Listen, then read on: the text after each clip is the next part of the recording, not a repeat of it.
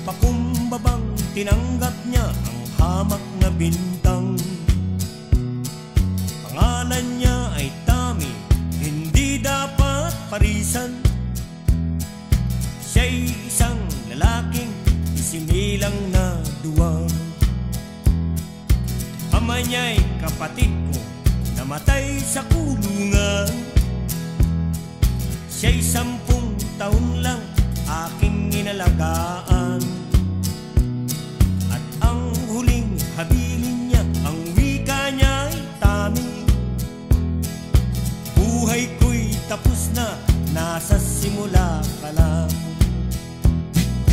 Oh anak ko'y pangako sa akin, salang nagawa ko'y huwag gawin.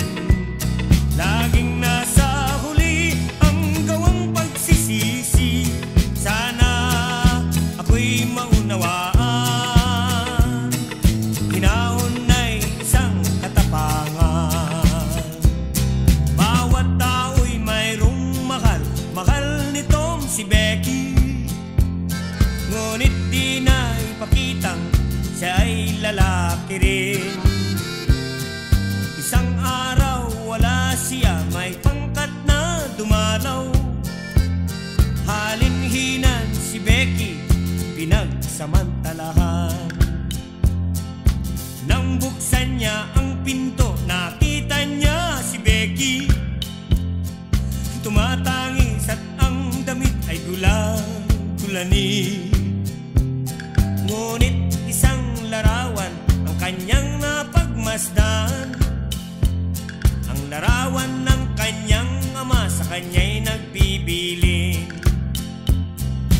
Oh anak ko'y pangako sa akin, salang nagawa ko'y huwag gawin.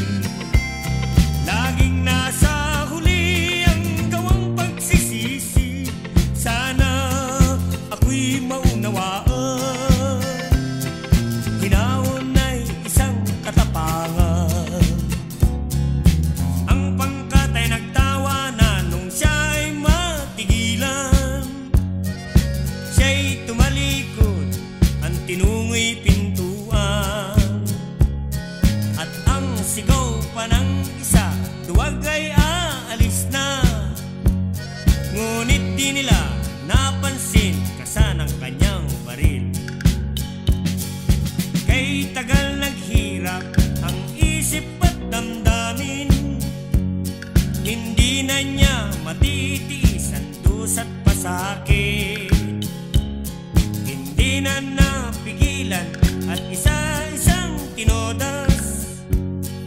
Ito'y dahil kay Becky na kanyang minamahal. Nangako ako sa iyo aking ama, salang niyong nagawa'y di gagawin. Di na matitiis ang naranasang pasakit, sana iyong maunawaan. Dapat ipaglaban ang iyong dangal. Siya'y kilala ng lahat na isang duwag na tao.